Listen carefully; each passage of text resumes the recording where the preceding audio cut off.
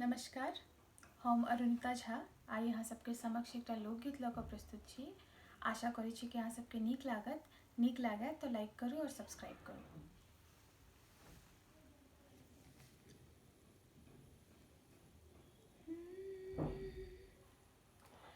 भेटल जे चिट्ठी हम पढ़लहुँ ध्यान सँ, अबै छी गाम जाइन फुललहुँ गुमान सँ।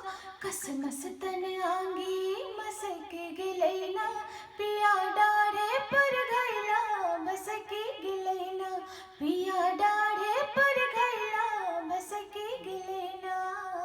भेटल जे चिट्ठी हम पढ़लहुँ ध्यान सँ, अबै छी गाम जाइन फुललहुँ गुमान सँ।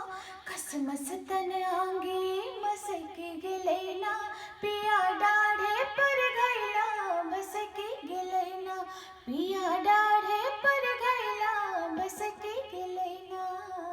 भेटल जे चिट्ठी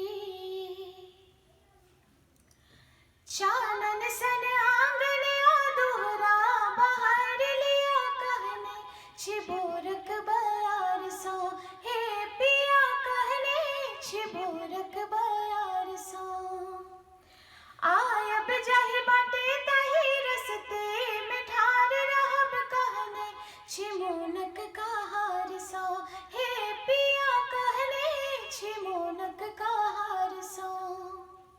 नाचब हम कोना से आयब त देखबैयो, खुशी हम कहलहुँ हिला जे त मरबैयो। करबै की हे यौ करबै की मोने सनक गेलै ना, पिया डाढ़े पर घैला बसक गेलै ना, पिया डाढ़े पर घैला बसक गेलै ना।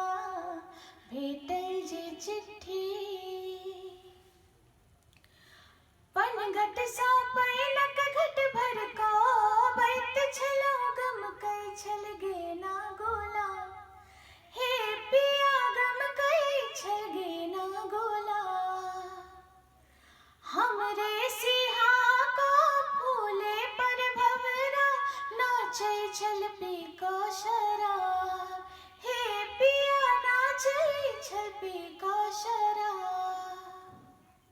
हाय के दैया बिसुधे में ई के हम के लियौ, जाय के छलै आंगन दलान चलि गेलियौ। करबै की हे यौ करबै की डेगे बहक गेलै ना, पिया डाढ़े पर घैला बसक गेलै ना, पिया डाढ़े पर घैला बसक गेलै ना। भेटल जे चिट्ठी हम पढ़लहुँ ध्यान सँ, अबै छी गाम जाइन फुललहुँ गुमान सँ। कसमस तन आंगी मसक गेलै ना, पिया डाढ़े पर घैला बसक गेलै ना, पिया डाढ़े पर घैला बसक गेलै ना।